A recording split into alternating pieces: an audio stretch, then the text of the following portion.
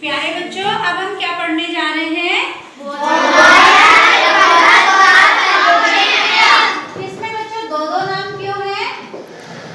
क्योंकि इस प्रमेय को पहले किसने ढूंढा था? भारतीय गणितज्ञ बोधायन ने, और एक और यूनानी वैज्ञानिक पाइथागोरस ने भी इनको ढूंढा था।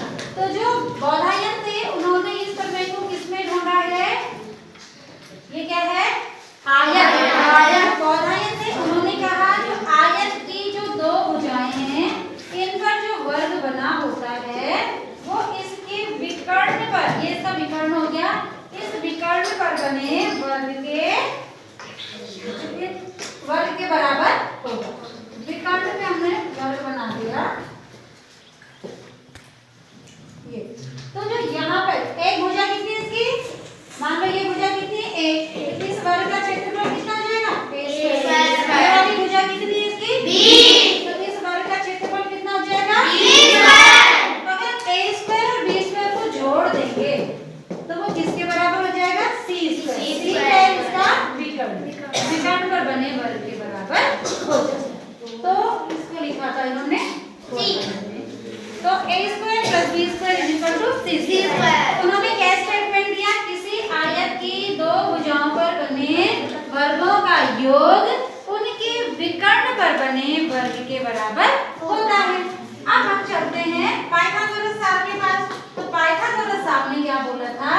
किसी समकोण त्रिभुज में, कैसा त्रिभुज है ये? समकोण त्रिभुज। ये a b और c, मान लो ये हमारा a साइड है और ये हमारा b साइड है।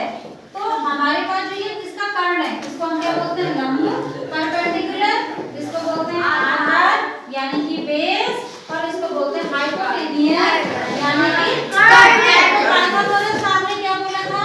जो कर्ण पर बना वर्ग है, मान लो कर्ण c है, तो उन्होंने बोला था a पर भुजा पर बने वर्ग और b भुजा पर बने वर्ग, इन दोनों का जोड़ कर्ण पर बने वर्ग के बराबर होता है। उन्होंने भी यही बात बोली थी, इस पर जो वर्ग बनेगा, इस पर जो वर्ग बनेगा, इन दोनों के क्षेत्रफल को हम जोड़ देंगे तो ये कर्ण पर जो वर्ग बनेगा इसके बराबर होगा।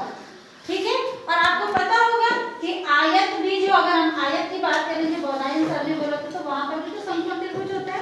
तो आगे चल के अगर देखा गया तो ये दोनों बातें क्या थी? एक ही थी।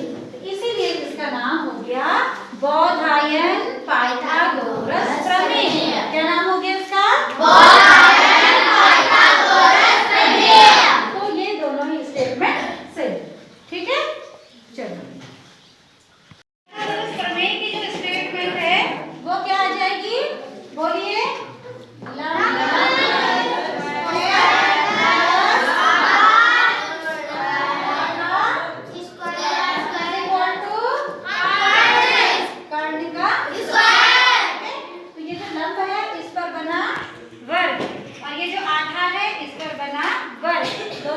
जोड़ देंगे तो जो इसी कर्ण पर बना जो वर्ग होगा उसके बराबर आ जाएगा। तो ये इसका बच्चों स्टेटमेंट हो गया।